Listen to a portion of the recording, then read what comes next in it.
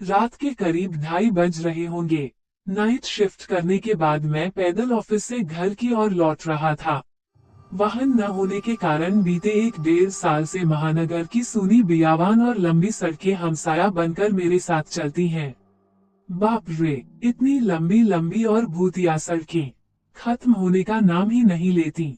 बस चलती रहती हैं, चलती रहती हैं, रुकने का नाम ही नहीं लेती।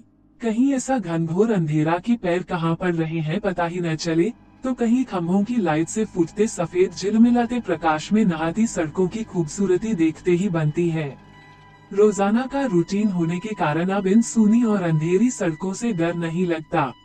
इन्हीं सूनी और बियाबान रास्तों पर दिन भर इतना हैवी ट्रैफिक और चहल पहल रहती है कि एक कदम पैदल चलना भी दूभर हो जाए।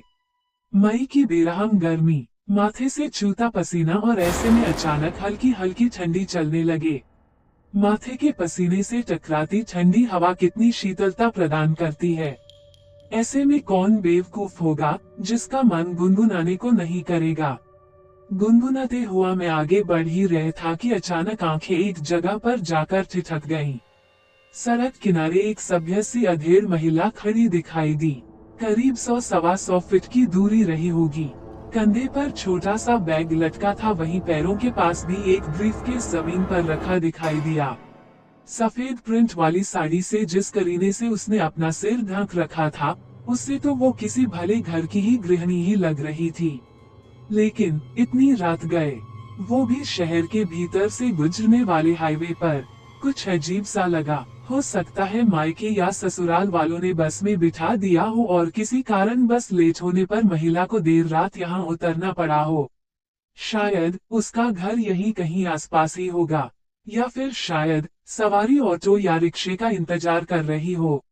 लेकिन इतनी रात गए रिक्शा कहाँ मिलेगा। शायद घर का कोई परिजन गाड़ी लेकर आ रहा होगा। शायद शायद शायद सोचते हुए मैं उसके बहुत करीब आ गया। नजरों से नजरें टकराए, मगर वो जरा भी नहीं झेंपी। मेरी आंखों में बराबर देखती रही। भय का नामो निशान तक नहीं, वरना इतनी अंधेरी और सूनी रात में एक अकेली महिला। कम से कम मुझ जैसे मवाली सरीखे इंसान को देखकर तो डर ही जाए। लेकिन वो तो लगातार घूरती रही, चेहरे पर न कोई हाव न कोई भाव। हाँ, होठों पर मुस्कान बराबर जमी रही। मैं ही झेप गया, मुझे ही नजरें हटाना पड़ी, कहीं ऐसी वैसी तो नहीं। फिर एकदम से सिर झटक दिया। होगी कोई, मुझे क्या लेना देना। मैं तेजी से कदम बढ़ाता हुआ अनजान महिला को क्रॉस कर गया। अनजाने डर और शर्म के मारे मैंने फिर पलटकर नहीं देखा। न जाने वो क्या सोच बैठे। चलते चलते मैं दूसरी सड़क पर आ पहुंचा। अब वो सड़क और महिला पूरी तरह से ओझल हो चुकी थी। कहीं कोई भूत वूत तो नहीं थी। थोड़ी देर पहले भला लगने वाला रास्ता अब भयभीत करने लगा था। मैं जल्द जल्द अपने घर पहुंच जाना चाहता था। इसी तारतम्य में चाल में गजब की तेजी आ गई और बड़े बड़े डग भरने लगा। करीब पौना किमी ही चला था कि अचानक मुंह से चीख से निकल गई। वो महिला करीब 100 गज दूर उसके सामने सड़क किनारे ठीक उसी ढंग से खड़ी दिखाई दी। कंधे पर बैग और जमीन पर ब्रीफकेस। ये कब यहाँ आ गई? एक ही रास्ता तो है। न कोई गाड़ी निकली और न ही वो पैदल दौड़ती हुई मुझसे आगे निकल गई। मेरा पूरा शरीर मारे डर के पसीने से तरबतर हो गया। लगा कि आज की रात आखिरी रात है।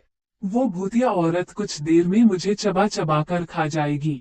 मैं बेतहाशा भागा, इतनी तेज कि पता ही नहीं चला कि वो औरत कब पीछे रह गई। भागता रहा और सीधे घर पर जाकर ही रुका। सांसें धड़कनी सी चल रही थीं। घर के बाहर ही कुछ पल खड़ा रहकर अपनी सांसों पर कंट्रोल किया। अगले दिन शाम करीब 5 बजे ऑफिस पहुंच गया। एक बुजुर्ग कर्मचारी को रात का सारा घटनाक्रम सुना डाला। हंसते हुए बोले, नूर चचा, अरे कहीं बूचखाने के पास की बात नहीं कर रहा? बूचखाना? मैं बुदबुदाया। हाँ हाँ, बूचखाना, स्लाटर हाउस, जहाँ जानवर कटते हैं। बेटा, वो सड़क बहुत खतरनाक है। बहुत हादसे होते हैं वहाँ।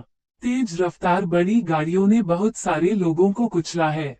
सुना है कि कई साल बस का इंतजार कर रही एक औरत को भी एक ट्रक ने रौंद डाला था। तुझे ही नहीं, बहुत सारे लोगों को दिख चुकी है। लेकिन बेटा, भली औरत की रूह लगती है, कभी किसी को नुकसान नहीं पहुंचाती। मैं हैरान था और परेशान भी। अब कैसे निकलूंगा उस रास्ते से रात में पैदल? और एक आत्मा, औरत की रूह से आमना सामना हुआ है मेरा। वो भी भली औरत की रूह।